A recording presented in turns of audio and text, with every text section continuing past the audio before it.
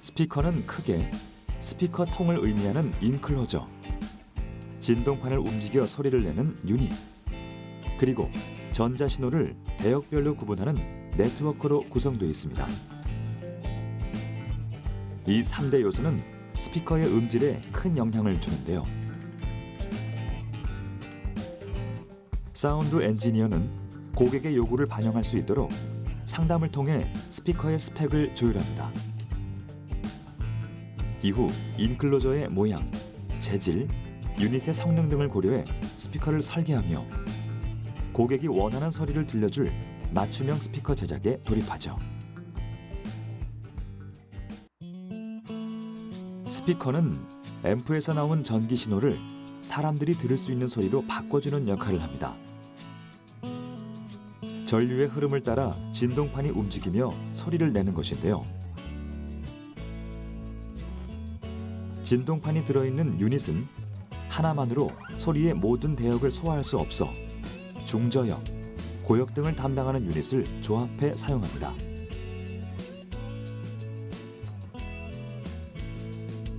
스피커에 여러 개의 유닛을 사용한다면 담당 음역을 분담시켜줘야 하는데요. 이 네트워크가 그 역할을 담당합니다. 앰프를 통해 들어온 전기 신호를 대역별로 분류하고 유닛으로 보내는 스피커의 두뇌와도 같은 부품이죠. 네트워크는 각 음역대의 음량을 조정하는 저항, 저역대를 조정하는 콘덴서 등으로 이루어져 있는데요. 사운드 엔지니어는 의뢰를 받은 대로 스피커가 여성 보컬에 특화된 소리를 낼 수 있도록 각 부품의 특성을 고려해 네트워크를 구성하고 조립합니다.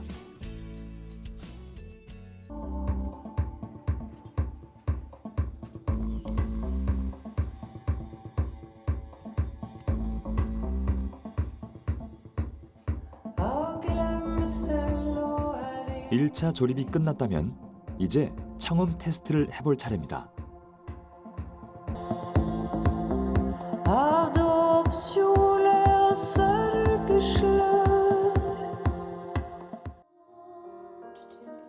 청음 테스트는 사용자가 음악을 듣는 공간과 유사하게 꾸며놓은 청음실에서 진행됩니다. 음악을 듣는 공간 역시 음질에 영향을 주기 때문이죠.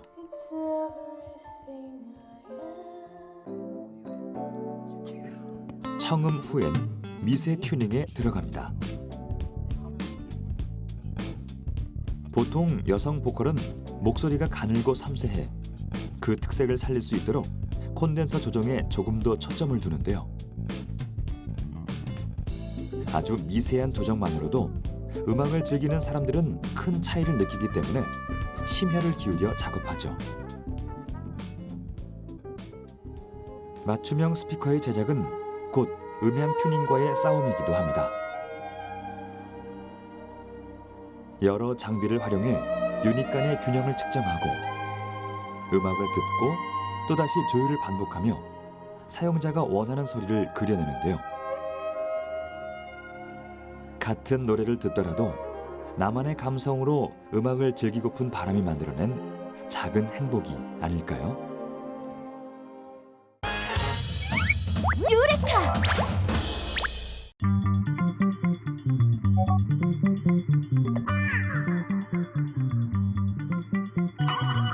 아니 이 재료들로 무슨 실험을? 이 재료만 있으면 만질 수 있는 불을 만들 수 있어요. 예? 만질 수 있는 불이라고요? 그럼요. 우선 접시에 손 소독제를 짜준 다음 불을 붙여줍니다. 짠! 불을 붙이자 손소독제가 푸른 빛을 내며 타기 시작하는데 자, 그런 다음 손에 물을 묻혀주면 불을 만질 수가 있습니다. 그렇게 바로 불에 손을 넣어 만져봅니다. 안 뜨거워요? 안 뜨거.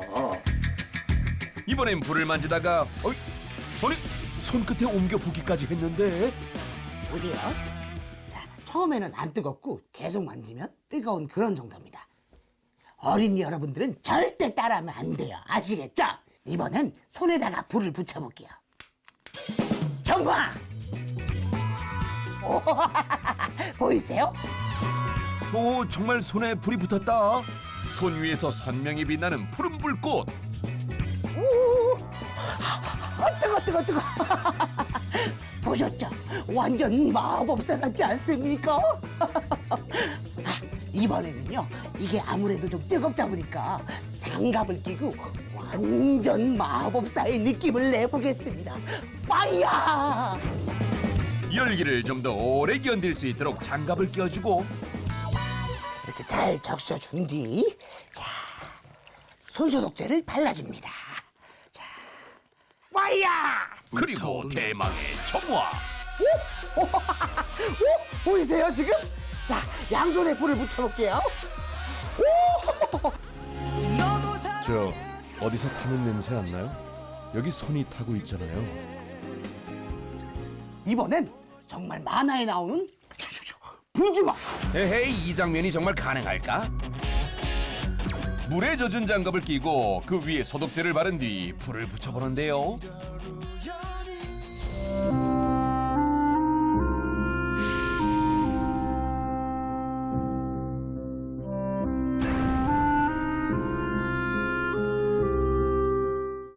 봤나? 내 불주먹이다. 네 자신 있나? 너무 오래 하면 뜨거워요. 어때요? 만질 수 있는 불이랑 불주먹 정말 대박이죠? 어떤 원리로 이렇게 되는 거예요? 아, 원리요? 그거는 뭐 교수님께 패스! 손소독제의 주요 성분은 에탄올과 증류수인데요. 장갑에 물을 묻힌 상태에서 에탄올이 연소되게 되면 이 연소에 의해서 발생한 열에너지는 물이 기화하는 데 사용되게 됩니다. 그래서 손소독제 속에 포함되어 있던 증류수와 또 장갑에 묻힌 물이 모두 기화하기 전까지는 온도가 올라가지 않기 때문에 손이 화상으로부터 보호될 수 있고 그 결과 만질 수 있는 불을 만들 수 있는 것입니다.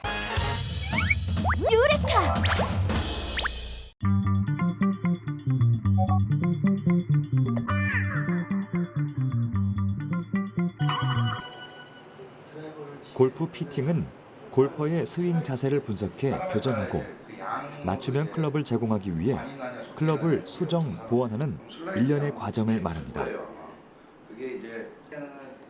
그리고 이 모든 것을 조율하는 사람을 피터라고 하는데요.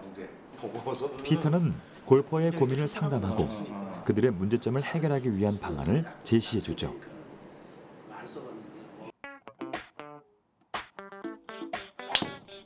골프를 칠 때 타구가 오른쪽으로 휘는 슬라이스가 고민이라는 의뢰자. 그 문제를 해결하기 위해 골프 피팅을 선택했다는데요. 측정기를 활용한 스윙 분석을 시작으로 피팅이 진행됩니다.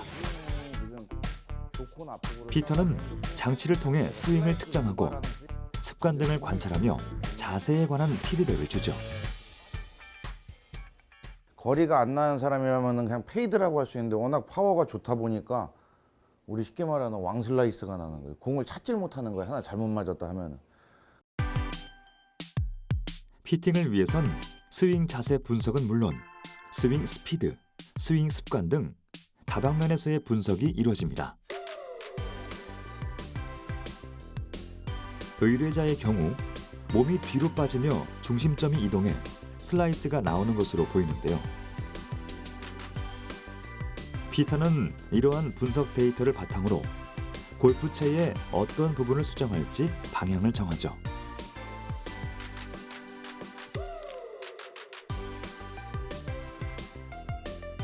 이제 골퍼의 단점을 보완해 줄 수 있도록 골프채를 수정할 단계입니다. 사용자에게 맞게 골프채 무게를 조정하거나 길이를 조정함으로써 사용자에게 꼭 맞는 피팅을 하는 거죠. 골프채 피팅은 보통 헤드의 안쪽을 깎아내 무게를 조절하거나 채의 진동 현상을 줄여 공이 정확한 위치로 날아갈 수 있도록 샤프트의 각도를 조정하는 등으로 이루어집니다. 이때 피터는 사용자의 체형, 체중, 근력 등 스윙에 영향을 주는 모든 것들을 고려해 작업을 진행합니다.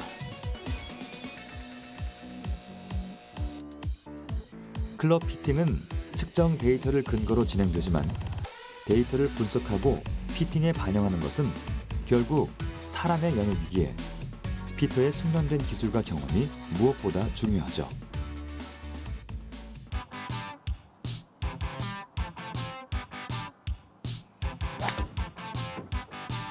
모든 피팅을 끝마친 후 다시 한번 스윙 측정을 진행합니다. 단 한 번의 피팅만으로 원하는 결과를 얻기 어려워 자세 측정과 피팅을 반복하는 겁니다. 지금 스윙하시는 스피드에서는 가장 적정한 무게대 이렇게 해서 이제 근사치에 이제 찾아가고 있는 거죠. 똑바로 가요, 똑바로. 의뢰자의 경우 헤드의 무게를 조금 덜어내 기존의 문제점을 해결했다는데요. 골프 피팅으로 조금 더 빠른 개선이 이루어질 수 있었죠.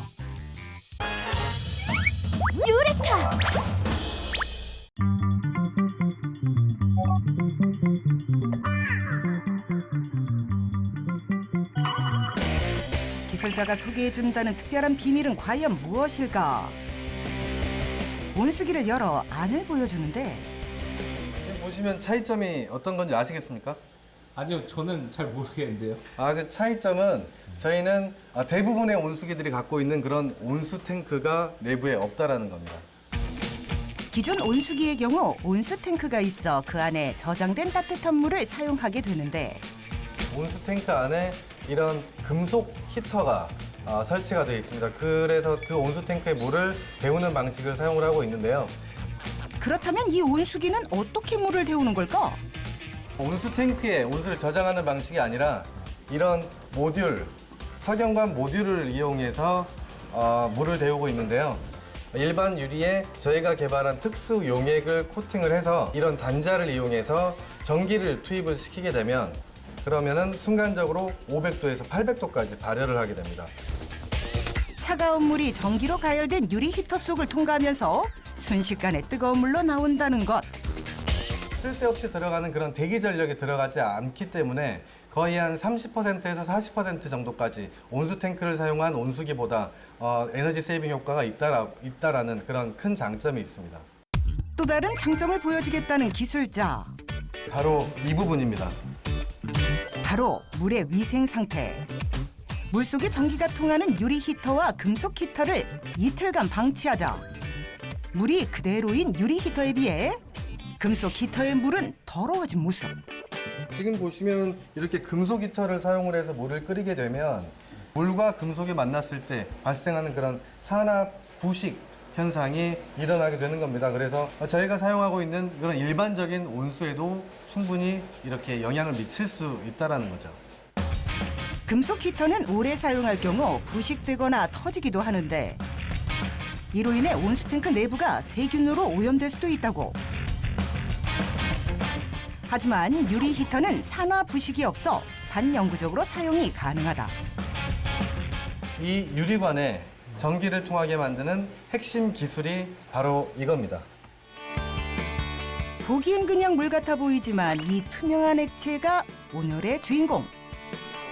TCM 발열체라고 저희가 이제 부르고 있고요. 투명 전도성 물질의 약자입니다. 내열성 부도체에 이 특수 용액을 코팅을 하게 되면 그러면 전기가 통하지 않은 부도체가 전기가 통하는 전도체로 이렇게 바뀔 수 있는 그런 특징을 가질 수 있는 거죠. 이 투명 전도성 물질이 코팅된 유리 히터를 온수기에 적용하면 기다리지 않고도 24시간 내내 뜨거운 물을 사용할 수 있게 된다고. 세계 최초 투명 전도성 신소재 기술 어떻게 개발하게 된 걸까? 반도체 관련해서 여러 가지 이제 연구를 진행을 하고 있는 와중에 고열을 만들어낼 수 있는 그런 과정을 발견을 하게 됐고요. 열을 이용한 모든 산업군에 적용시킬 수 있겠다라는 생각이 들어서 저렇게 용액을 개발하게 된 겁니다. 또한 신소재 물질인 만큼 그에 맞는 코팅 방식마저도 직접 연구하고 개발했다는 기술자. 일반적인 석영 유리관 이런 내열성 부도체를 앞쪽에서부터 이렇게 진행을 시키면서 충분히 이제 열을 가하게 되는 거고요. 그렇게 열이 가해진 상태에서 그런 특수 용액이 코팅이 되는 그런 방식을 채택하고 있습니다. 세계에 하나밖에 없는 유일한 그런 설비라고 말씀드릴 수가 있습니다.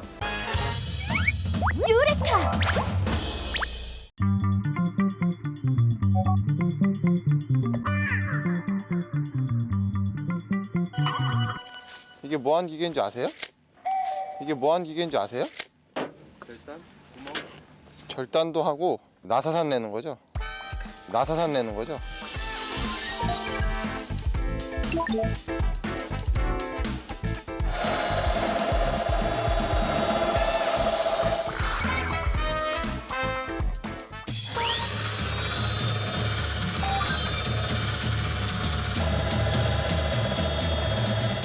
그다음에 요거.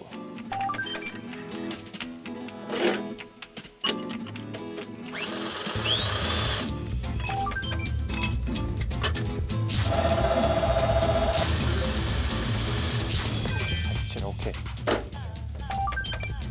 이렇게 짚으셔야 되니까.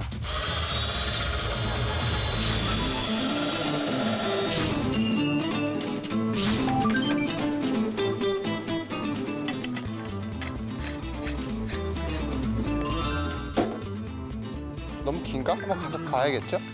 할머니 이거 예. 손잡이인데 이 정도면 어떨 것 같아? 잡아보자 한번.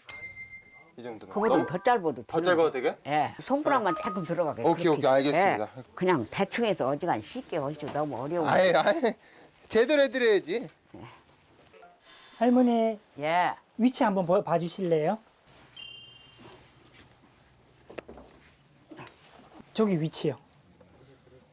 거기 조금만 더 올려. 조금 더요? 예, 됐슈. 이 정도면 돼요? 예. 일로 갈게요. 내가 일로 갈게요. 예, 됐슈. 이 정도 높이? 예. 이 정도로 해드려? 딱 맞죠. 예. 딱 맞아요? 예. 오케이. 여기서 나오니까 허리를 묵혀갖고 여기는 조금 얕아도 되고 오케이. 저기는 조금 밑바짝 걸으면 허리. 알겠습니다. 알겠습니다. 그럼 예. 네, 다시 들어가 계시면 또 아이고 해드릴게요. 죄송스러워서 어쩌나. 아니요. 아이고나 미안해서 죽겠네. 수평자 넣어야 되고.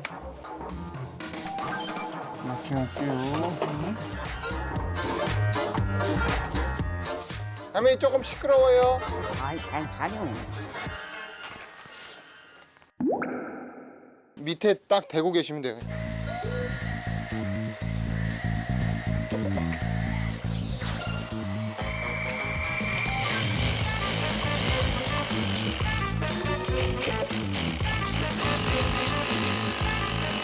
뒤에도 발 좀 받쳐주세요. 밀리지 않게. 작용 반작용이야. 여기 또 과학적 원리가 있어요? 그럼 맞춤면이 나사못을 밀면 나사못도 같은 크기의 힘으로 맞춤면을 민단 말이야. 아, 그래서 네. 작용 반작용. 아, 또 과학이었구나. 그것도. 그럼. 과학이 없는 곳이 없네. 야, 이거 매달려야 되겠는데, 이렇게? 자 기계 체조 맞춤면. 맞춤면 체조. 수평자 올려주시고 잡아주세요. 난 처음에 이게 수평 맞추는 거 참 미적으로 완벽하게 하려고 한다는 생각을 했었거든. 네. 근데 곰곰이 생각해 보면 이걸 수평을 안 맞추게 되면 전체적으로 골고루 힘이 작용하는 게 아니고 비스듬하니까 힘이 작용하는 게 다르니까 응력이 한 곳에 집중돼서 약해질 수가 있으니까. 그런 또 과학이 또 있구나. 곳곳에 과학이 다 숨어 있지.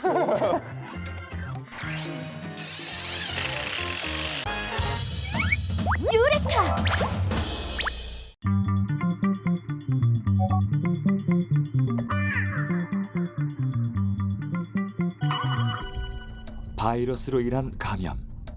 그 시작은 언제부터일까요? 지금으로부터 약 4,000년 전 화려한 문명을 꽃피우던 고대 이집트에도 인류를 위협하는 바이러스가 존재했습니다.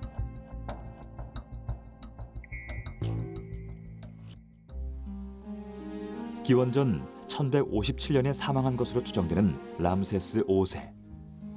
그의 미라에는 피부 발진의 흔적이 남아 있습니다. 바로 악성 전염병, 천연두의 흔적인데요. 각종 질병의 원인체인 바이러스는 아주 오래전부터 존재해 왔음을 알 수 있죠. 눈에 보이지 않으며 그 존재를 확인할 수 없어 사람들을 공포에 떨게 했던 바이러스. 인류가 바이러스라는 존재를 인지하기까지는 많은 시간이 걸렸습니다. 1884년 프랑스의 미생물학자 찰스 챔버랜드는 세균이 질병을 일으킨다는 세균 병인설을 증명하기 위해 세균 여과기를 제작했습니다. 세균보다 작은 직경의 필터를 장착한 여과기는 세균을 걸러내 무균 실험을 가능케 했는데요. 하지만 여과기를 통과하는 물질이 등장하며 이 장치는 바이러스의 존재를 확인하는 데 핵심적인 역할을 하게 됐죠.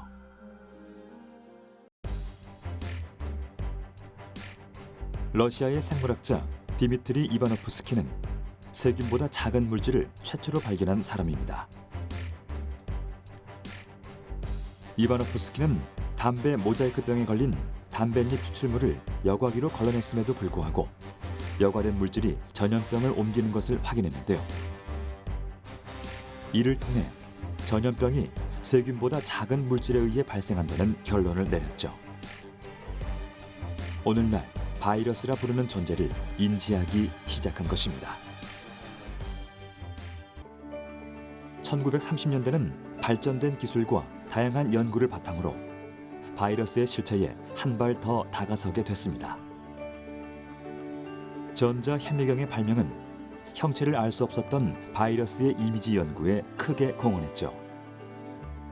동시에 세계 각국의 학자들이 바이러스에 대해 연구하며 바이러스의 화학적 본질을 밝혀냈고 바이러스에 관한 비밀이 하나둘 풀리기 시작했습니다.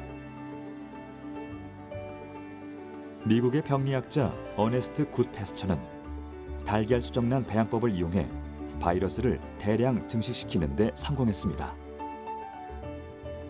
이로써 특정 바이러스에 대응할 수 있는 백신 개발에 속도가 붙기 시작했는데요.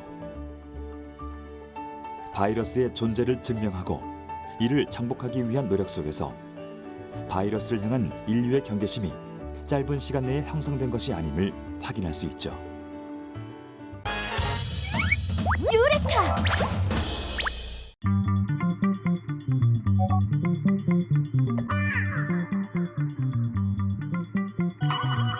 실제로 커피 속에는 1000가지가 넘는 성분이 담겨 있다고 하는데요. 그중 가장 대표적인 성분은 바로 카페인이겠죠. 그렇다면 카페인은 인체에 어떤 영향을 미칠까요?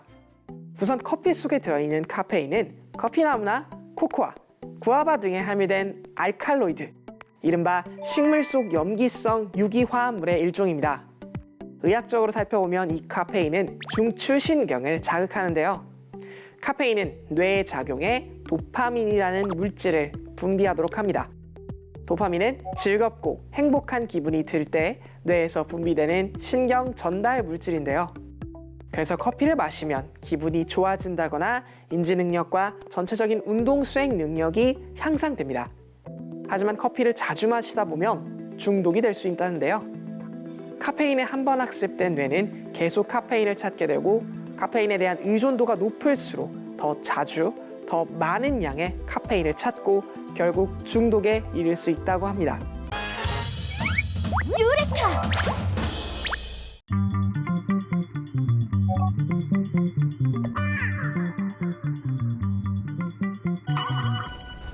(1918년) 제1차 세계대전이 한창이던 그때 인류 역사상 최악의 전염병으로 기억되는 바이러스성 질환이 창궐했습니다.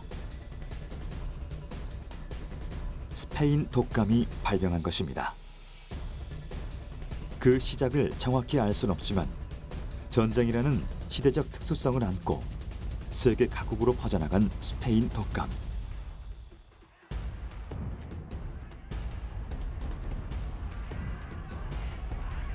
우리나라에 도달한 스페인 독감은 3.1운동을 앞둔 겨울부터 퍼지기 시작해 약 740만 명의 감염자, 14만여 명의 사망자를 낳았습니다.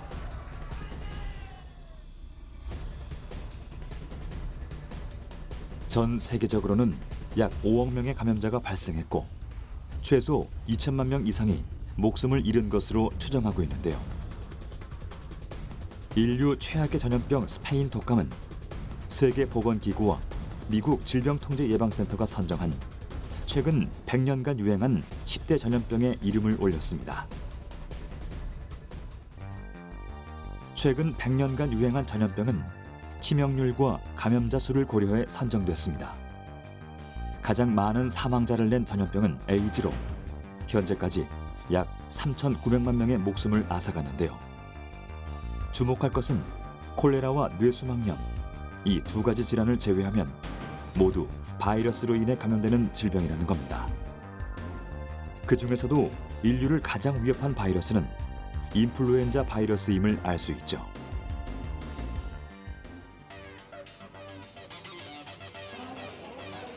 인플루엔자 A형을 병원체로 하는 신종 인플루엔자, 흔히 신종플루라 하는 이 질병은 2009년 4월경 아메리카 대륙에서 최초로 모습을 드러냈습니다. 이후 항공 여행객을 통해 전 세계로 퍼져나갔고 발열, 기침, 인후통 등의 증상을 보이는 감염자들은 빠르게 늘어났죠.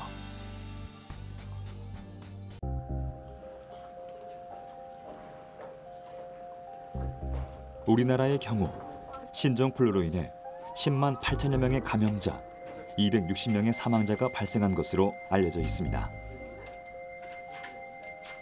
전 세계적으로는 약 28만 4천 명이 사망한 것으로 추산하고 있는데요. 내성을 거듭하는 인플루엔자의 치료를 위해 오셀타미비르의 처방과 새로운 항바이러스제의 개발로 신종 인플루엔자를 대처할 수 있었죠.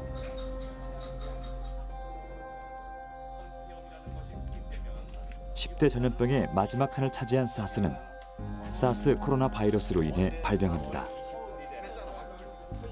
일반적으로 코로나 바이러스는 경미한 감기 증상을 보이지만 사스 코로나 바이러스는 고열, 기침, 호흡 곤란을 유발합니다. 더 나아가 심각한 폐렴으로 발전하면 사망에 이르기도 하는데요. 약 9개월 동안 유행한 사스로 인해 국내에서는 3명의 사스 추정 환자가 발생했지만 전 세계적으로는 8,000명 이상의 감염자, 770여 명의 사망자가 나오며 코로나 바이러스에 대한 경각심을 심어주었습니다.